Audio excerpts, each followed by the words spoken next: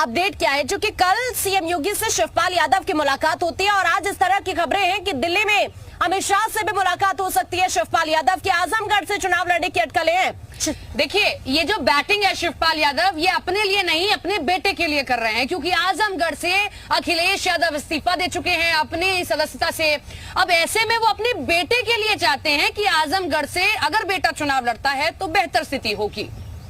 बिल्कुल, और इससे पहले अब देखिए, आगे हम जरूर बढ़ेंगे, लेकिन उससे पहले अनदेखी क्यों हो रही है, ये ग्राफिक्स के जरिए आपको समझना चाहिए कि चाचा और भतीजे के बीच आखिरकार दरार आई क्यों है, या ये दर्द है या फिर बात कुछ और है। इस पर डिस्कशन करें ग्राफिक्स के जरिए। इस वक्त आपको हम दिखा रहे हैं, क्योंकि शिवपाल की सपा में अच्छी पकड़ है, कार्यकर्ताओं के बीच काफी मजबूती भी है। सपना, शिवपाल सक्रिय तो रहे हैं, कार्यकर्ताओं में पेट बढ़ेगी जिस तरीके से उन्होंने इस चुनाव को लड़ा। ऐसे में आप देखिए कि शिवपाल के एक्टिव रहने से 2 पावर सेंटर बनेंगे। अखिलेश सपा को लेकर कोई रिस्क नहीं लेना चाहते और शिवपाल का सक्रिय होना अखिलेश के लिए मुश्किलें निश्चित तौर पर आजमगढ़ और समूचे उत्तर प्रदेश में खड़ी कर सकता है, और इसीलिए शायद अनदेखी हो रही है, और ये हम आपको अभी समझा रहे थे। लेकिन दूरी कैसे बढ़ी, ये भी आपको जानना चाहिए कि आखिरकार ये दोनों चाचा भतीजे के बीच दूरी कैसे हो गई। ये अब इस वक्त ग्राफिक्स के जरिए हम आपको समझाने जा रहे हैं, क्योंकि सपा गठबंधन के विधायकों की मीटिंग हुई थी और उस मीटिंग में शिवपाल को नहीं बुलाया गया, जिसके बाद से बातचीत दोनों के बीच इतनी ज्यादा बढ़ गई कि यहां तक पहुंच गई कि सीएम योगी से मुलाकात करने के लिए शिवपाल पहुंच गए। हमारे सहयोगी शिवपाल यादव के पास पहुंचे जिस दिन ये बैठक हो रही थी और पूछा कि आप नहीं पहुंचे, तो चाचा जी ने कहा जब निमंत्रण नहीं मिला तो आखिर कैसे पहुंचेंगे। और चुनाव के वक्त शिवपाल यादव सक्रिय रहे थे।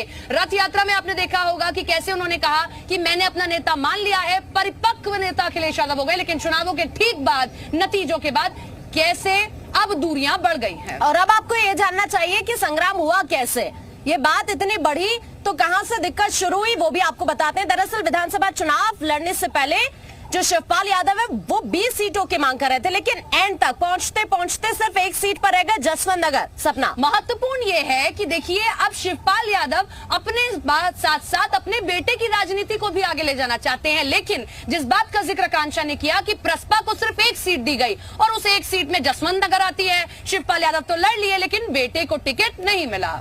बिल्कुल, और ये तो देखिए, अभी हमने आपको बताया कि दरारें कैसे आई, कैसे इतनी बात बढ़ी। अब आपको ये जानना चाहिए कि आखिरकार कौन कितनी सीटों पर लड़ा, वो आपको बताएंगे। लेकिन चूंकि मयूर इस वक्त हमारे साथ जुड़ गए हैं, मयूर का एक बार रुख कर लेते हैं। मयूर, चूंकि कल सीएम योगी के शिवपाल यादव से मुलाकात होती है, आज खबरें इस तरह की है कि अमित शाह से भी मुलाकात हो सकती है क्या?